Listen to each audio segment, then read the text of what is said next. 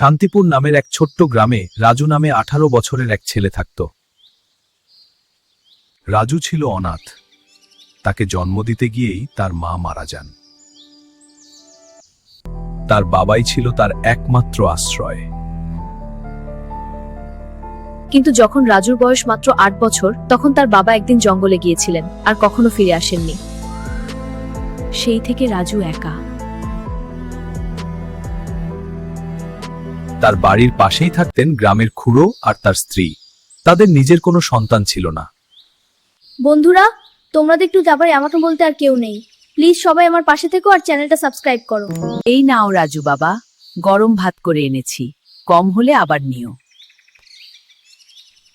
জেঠিমা, আমি আর কতদিন আপনাদের উপর বোঝা হয়ে থাকবো? এখন খুব লজ্জা লাগে। এইসব কথা আর কখনো বলবে না। তুমি আমাদের নিজের সন্তানের মতোই, বোঝা কথাটা মুখে আনবে না। কি রাজু, খেয়ে নিয়েছো? এখন তুমি বড় হয়ে গেছো, নিজের পায়ে দাঁড়াতে শিখতে হবে। পরদিন রাজু কুড়াল নিয়ে জঙ্গলে গেল। হাঁটতে হাঁটতে হঠাৎ সে দেখল এক বড় আকারের কোকিল তাকে দেখছে। এই কোকিলটা আমাকে এভাবে দেখছে কেন?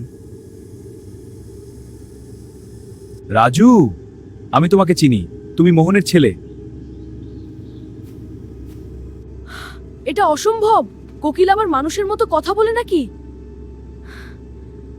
কোকিল জানাল সে এক তান্ত্রিকের অভিশাপে পাখি হয়েছে। সে জানে রাজুর বাবা বেঁচে আছেন। ভারী ধনের বাক্সটি কাঁধে নিয়ে রাজু বনের অন্ধকার পথ ধরে বাড়ির দিকে রওনা হলো। তার মনে তখন অনেক স্বপ্ন।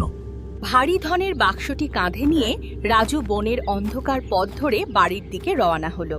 তার মনে তখন অনেক স্বপ্ন। রাজু, এত ধনরত্ন তুমি কোথায় পেলে? এটা নিশ্চয়ই রাজার সম্পত্তি। আমাদের এটা এখনই ফিরিয়ে দিতে হবে।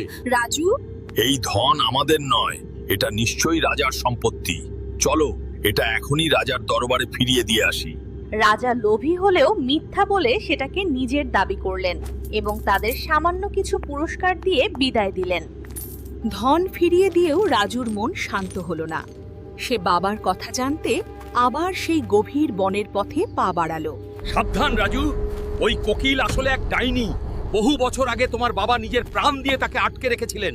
তার ফাঁদে পা দিও না। বন্ধুরা, গল্পের এই রোমাঞ্চকর শেষ দেখার আগে আমাদের এসকে মালি 0 ইউটিউব চ্যানেলটি সাবস্ক্রাইব করুন এবং ফেসবুক পেজটি ফলো করে পাশে থাকুন। রাজু বোতল ভাঙতেই কোকিল এক ভয়ঙ্কর ডাইনিতে রূপ নিল। চারিদিকে এক অশুভ শক্তি ছড়িয়ে পড়ল। রাজু, তুমি এ কি করলে? তোমার বাবা নিজের প্রাণ দিয়ে এই ডাইনিকে বন্দী করেছিলেন। এই ভুল আমি করেছি, তাই এর দায়ও আমিই নেব। জেঠিমা, খুড়ো, আমাকে ক্ষমা করো। ডাইনিকে থামাতে রাজু কুয়োর মধ্যে ঝাঁপ দিল। সাধু মন্ত্রপাঠ করে ডাইনিকে আবার কোকিল বানালেন। ডাইনি আবার সেই বোবা কোকিল পাখিতে পরিণত হলো। কিন্তু শান্তিপুর গ্রাম হারালো তার এক বীর সন্তানকে। রাজুর আত্মত্যাগ শান্তিপুর গ্রামের ইতিহাসে অমর হয়ে রইল।